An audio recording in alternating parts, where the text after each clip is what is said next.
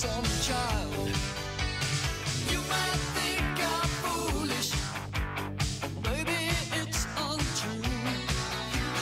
You might think I'm crazy, all I want is you.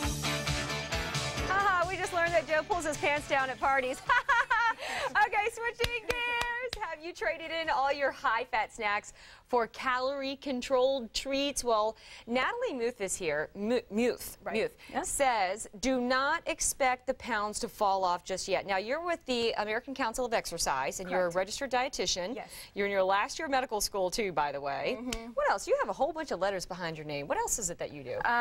Master's in public health, so I've had a couple of years in training in public health, too. Okay, you know what? It is a natural instinct. I don't know why. I don't have evidence to support my claim, but I just stay away from those 100-calorie pack things. I mean, it just seems full of hot air to me, and I don't know why. What are your thoughts on those? Well, on the surface, you'd think that they'd be good, because portion control is important, especially given the problem of obesity in this country, and people have a difficult time controlling their portion sizes. Yeah. So these snacks were in response to that. However, there's a couple of problems that can arise when you're having these portion-controlled snacks. Like what?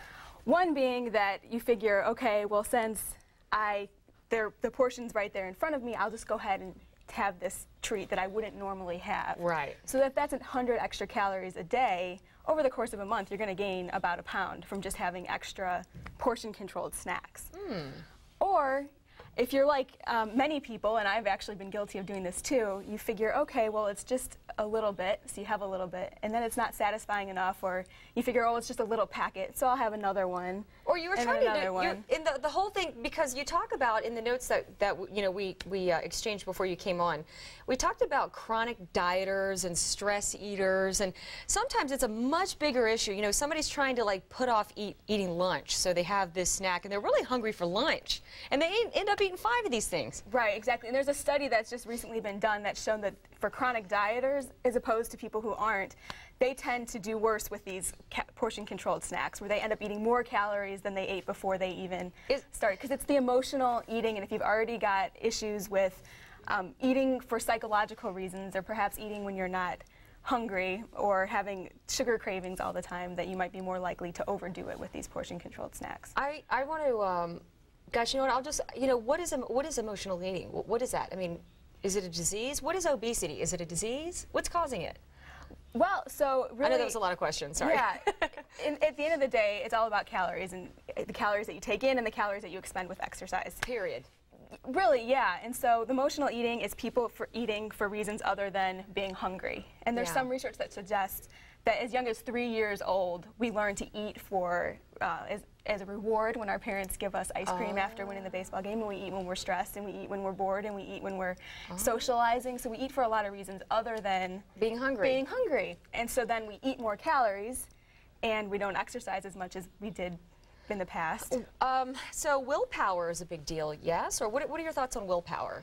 Yeah, it's really about having a plan and being able to stick with a plan. And for example, some people, if they start eating sugary, snacky foods, they can't stop. Yeah. And so in those cases, it might be better to just not even start in the first place. Yeah. So because, you know, willpower is part of it, but there's so many other issues, environmental things and everything else that gets involved, that it really makes it difficult for a lot of people to control it. Can you get a quick example of something that you might want to have instead of those 100-calorie or the M&Ms or the, you know, what's a good snack?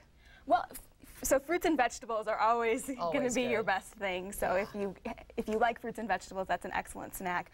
Some of these snacks are not bad. For example, you know, a lot of people will eat Luna bars as a nutrition bar, and if you're using it as a meal replacement or as part of your overall plan, it can fit. All right. Well, you know what, Natalie? I tell you what. I'm sorry. We got to wrap it up. No, I want to talk to you more, though. This is a really interesting topic. Go to fox6.com for more information, and you know, you can always go to the ACE website, which is a really good website. American Council on Exercise. acefitness.org is an excellent place to get a lot of nutrition and physical activity information. Thank you for being here. Yeah, it's a pleasure. Thank you very much. We're coming right back. Stick around.